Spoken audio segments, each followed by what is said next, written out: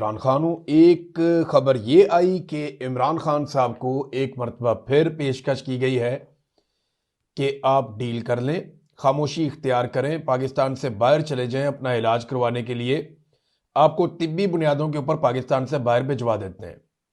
ये सहाफ़ी हैं और सीनियर जर्नलिस्ट हैं फ़खरुर रहमान साहब, उन्होंने भी ये खबर दी है। कुछ और सोर्सेज भी ये दावा कर रहे हैं और लगातार इन चीज़ों का दावा हो रहा है कि इमरान खान साहब को एंगेज करने की कोशिश की गई और ये कहा गया कि जनाब आप बाहर चले जाएं पाकिस्तान से। फ़खरुर रहमान साहब ने भी ये खबर बताई और ये एस्टेब्लिशमेंट की ख्वाहिश है, नवाज शरीफ की भी ख्वाहिश है। देखिए, इमरान खान साहब को तोड़ने में तो ये मुकम्मल तौर पर नाकाम रहे हैं, ना उनकी मकबूलियत को ये डैमेज कर पाए। अब अगर कोई रेमेडी मिल सकती है या अगर नवाज शरीफ को या आसिम मुनीर को कोई फेस सेविंग मिल सकती है तो वो यही हो सकती है कि जैसे नवाज शरीफ पाकिस्तान से इलाज करवाने के बहाने पाकिस्तान से बाहर इंग्लैंड चले गए थे, वैसे ही इमरान खान साहब भी इलाज करवाने के बहाने पाकिस्तान से बाहर किसी और मुल्क में चले जाएं। इमरान खान साहब इस बात में नहीं मानते और मुबैना तौर पर उन्होंने एक मरतबा फिर यही कहा कि एब्सोल्युटली नॉट, कि भाई मैं नहीं मानता, मैंने कोई डील नहीं करनी और मुझे कोई डील आपसे नहीं चाहिए।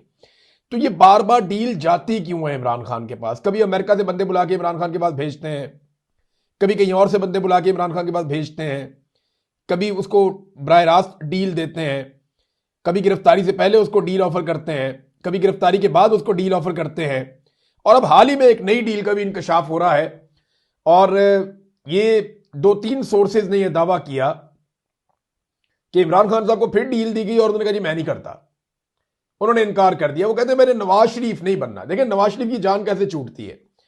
नवाज शरीफ के ऊपर जो सबसे बड़ा इल्जाम लगा ना वो ये है कि नवाज शरीफ अपने प्लेटलेट्स गिरा के बीमारी का बहाना बनाकर पाकिस्तान से बाहर भाग गए और फिर जब वो पाकिस्तान वापस आए तो वो तब तक अपनी डील मुकम्मल कर चुके थे।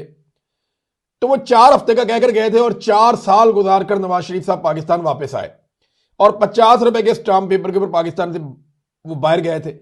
अब ये इतना बड़ा एलिगेशन है, इतनी बड़ी तौहीन और इतनी बड़ी बेइज्जती है किसी सियासी लीडर की कि जब तक के इमरान खान साहब इतना बड़ा कोई काम नहीं करेंगे तब तक नवाज शरीफ साहब की जान नहीं छूटती।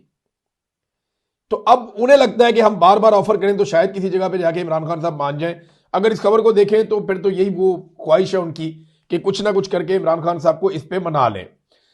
आज मुबैना तौर पे ये भी खबर रिपोर्ट हुई है, मुख्तलिफ लोगों ने रिपोर्ट किया और ये दावा किया जा रहा है कि शहबाज शरीफ की मुलाकात होगी महमूद खान अचकजई से। तो वज़ीर आज़म शहबाज शरीफ है और एक तरफ महमूद खान अचकजई है, इनके बीच में मुलाकात हो सकती है और इमरान खान के हवाले से तो ज़रूर गुफ्तगू होगी। देखिए, शहबाज शरीफ इस वक्त क्यों एंगेज कर रहे हैं? जब भी कभी कोई पाकिस्तान तहरीक इंसाफ या अपोजिशन एहतजाज की सियासत कर रही होती है तो फौरी तौर पे हुकूमत एंगेजमेंट शुरू कर देती है। उससे 2 चीजें होती हैं। एक ये होता है कि एहतजाज का मोमेंटम टूटता है, यानी लोगों को ये लगता है कि जनाब ये तो मुज़ाकरात चल रहे हैं, कोई ना कोई हल वैसे ही निकल आएगा तो हमें निकलकर जोर लगाने की क्या जरूरत है। एक वो ये परसेप्शन बनाते हैं, तो इससे एहतजाज का मोमेंटम तोड़ने में थोड़ी सी मदद मिलती है।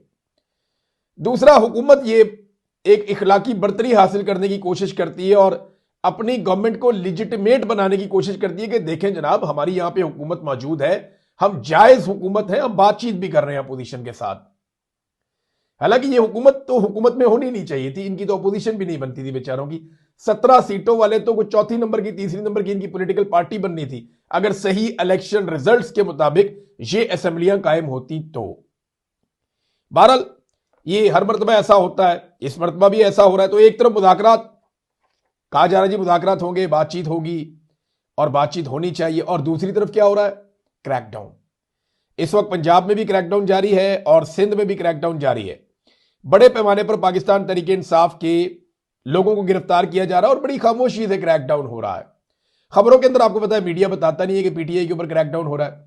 सोशल मीडिया भी आजकल तवज्जो दीगर चीजों की तरफ है, काफी बटी हुई, तो इसलिए ज्यादा उठाया नहीं जा रहा मामला, लेकिन क्रैकडाउन हो रहा है और बड़ी तेजी से वो लोग जो इलाकों की बंदिश कर सकते हैं, वो लोग जो तहरीक को तेज कर सकते हैं, उन तमाम लोगों को एक एक करके उठाया जा रहा है। चाहे वो कारकुनान है, मुतहर्रिक कारकुनान, या वो लीडरान है, जैसे तैसे भी उन्हें गायब किया जा रहा है, उन्हें उठाया जा रहा है। 3 MPओ के तहत उनको हिरासत में लिया जा रहा है।